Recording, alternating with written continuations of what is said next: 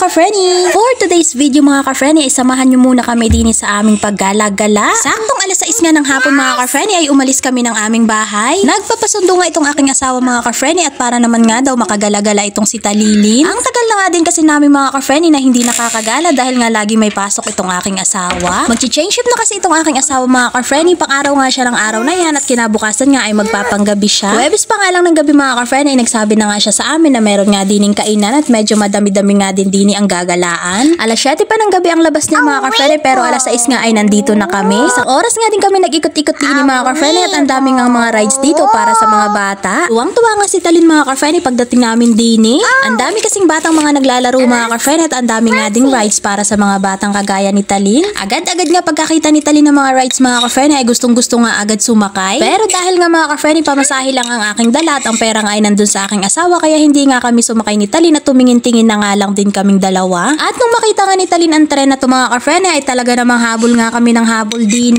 Kulang na nga lang mga ka-Frenny ay tumalon kami din sa bakod para lang makasakay sa tren. Meron nga din pala ditong giant trampoline mga ka-Frenny. Ang lugar nga pala na to mga ka-Frenny ay din lang sa The Outlet Sublipa. Hinayaan ko nga munang magtakbo-takbo si Talin mga ka-Frenny para naman ma-enjoy niya at mamaya nga ay pag dumating na ang kanyang papa isasakay na siya sa mga rides. Pero nang makita nga ni Talin itong swimming pool mga ka-Frenny ay halos ayaw na nga niya ditong umalis at gusto nga ay dito na lang kami tumambay. Inaaya ko nga pumunta si Talin sa ibang galaan mga ka-Frenny pero ayun nga ayaw talagang umalis din. Nagsasabi nga yan sa akin mga ka-Frenny na mama water.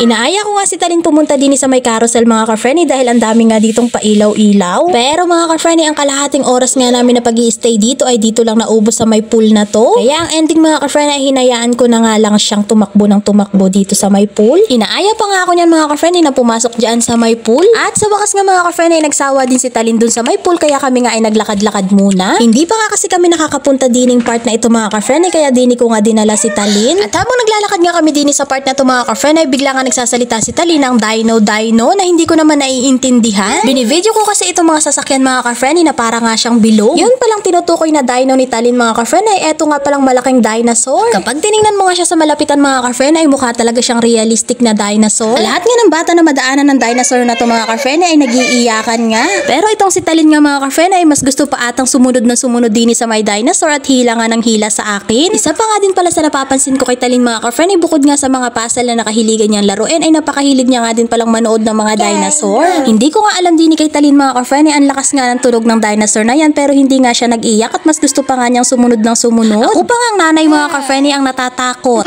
Nung lumapit nga ang dinosaur na yan kay Talin mga ka-Frenny at parang kakagatin nga siya ay naku tawang-tawa pa nga si Talin. Samantalang yung ibang bata nga mga ka-Frenny ay nagtatakbuhan na dahil sa takot. Sabi ko nga kay Talin mga ka-Frenny ay wag na naming habulin yung dinosaur dahil mukhang nakatagay nga. Gewang-gewang kasi ang lakad ng dinosaur mga ka-Frenny at natatakot nga ako baka maapakan nga itong si Talilin. Nung malayo na nga ang dinosaur sa amin mga ka-Frenny ay tsaka nga umiyak itong si Talilin kaya halos hindi ko na nga ma-videohan kung nasaan nga napapunta yung dinosaur. Para nga hindi na magmumuryot itong si Talin mga ka-Frenny ay dinala ko nga siya din sa mga dinosaur na maliliit. Pero ang ending nga mga ka-Frenny ay lalo lang namuryot si Talin dahil gusto nga niyang sumakay. Sinasabihan ko na nga lang siya na mamaya kami sumakay kapag dumating na nga ang kanyang tatay. At mukhang naiintindihan naman nga ako ni Talin mga ka-Frenny dahil tumigil na nga siya sa pag-iyak. Sabi ko nga sa kanya ay wag na siyang sumakay sa dinosaur na yan dahil mukhang nirarayuma na nga.